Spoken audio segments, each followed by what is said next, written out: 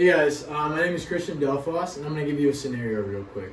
So imagine you're an NBA player, you're coming off your best season ever in the league, you're averaging 20 points a game, you're a young stud, and you get a call up from your favorite brand that they're going to design a signature shoe after you.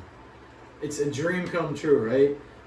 You get to design the style, the technology, the colorway, it's your favorite brand, but someone had to pave the way for that to happen the way that it does. So today I'm going to tell you about the evolution of the basketball shoe and kind of how all that stuff came about.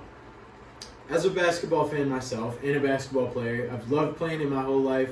I've loved watching it, and I love the shoes associated with it. And as anyone else who's a basketball fan can tell you, the shoes are a huge part of the culture of the game of basketball. Whether it's the shoes they're wearing today, the shoes that they wore in the past that now a lot of people like wear as everyday shoes, or the signature shoes, or whatever it may be, they're a huge part of the culture.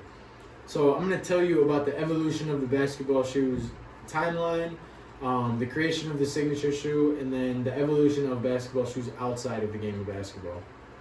But I'll start with the evolution, or like the timeline of the basketball shoe. So the basketball shoe has actually been evolving for over 100 years. It started in 1917 with the creation of the Converse All-Star, and then 3 years later they partnered with Chuck Taylor to put his name on the shoe and release the Chuck Taylor All-Star, which many of you have probably seen the modern version of the shoe, but this is what it looks like, the Chuck Taylor All-Star.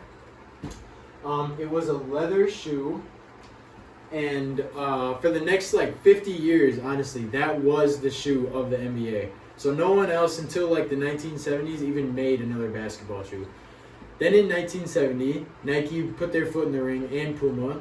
Nike released their Blazer and their Bruin, both of which were all leather, and both of which were very similar to the All-Stars, so they didn't actually do that well. I mean, they sold some, but they didn't do insane.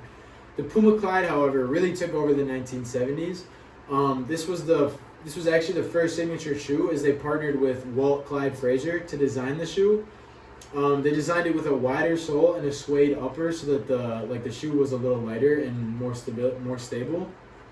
And the shoe just completely took over, and the NBA players loved them. They sold out and just wore the shoe for the next 10 years, or the basketball shoe, until the 1980s, when in '82 Nike really became the Nike that we know them as today, when they released the Air Force One, and then shortly after the Air Jordan 1, which partnered with Michael Jordan to release that shoe. And I actually have a low version of the Air Jordan 1 basketball shoe. So this was it was a little higher, but this is essentially the shoe that was released in the 80s and just completely took over the game. They had the air sole in them.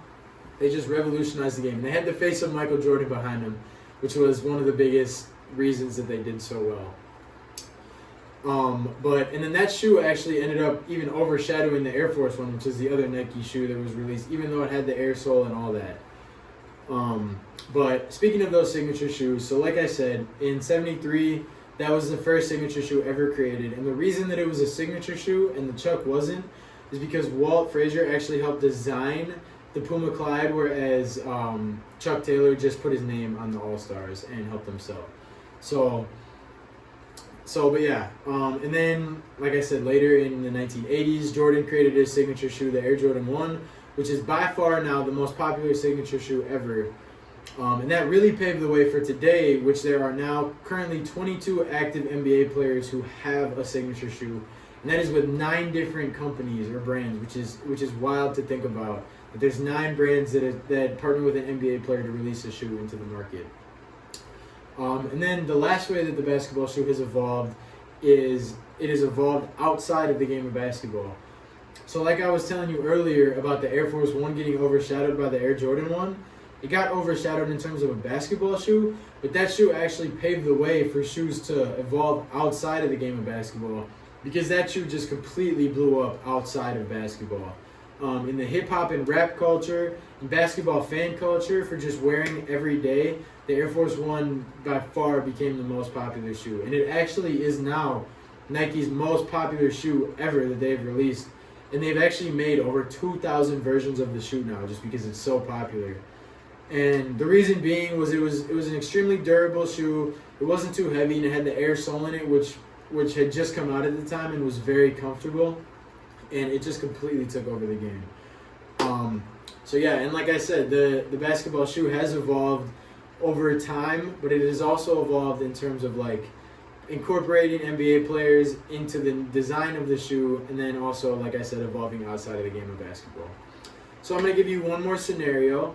Instead of imagining you're the NBA player, now imagine you're the kid who just got his favorite NBA player shoes, and he's out in the backyard practicing the moves, hitting the buzzer beater, feeling like an all-star. That connection between the physical shoe and your favorite NBA player and just like the shoe and the game of basketball, it connects like the dream with like the vision of what it can one day be by witnessing that in your favorite players and what your like reality could be. And so like the connection of the physical shoe, it does so much for the dream of people who want to be an NBA player, but just also people who like to watch NBA players and support their favorite teams and players and stuff like that. It's a great physical connection between the game of basketball and the love of watching it.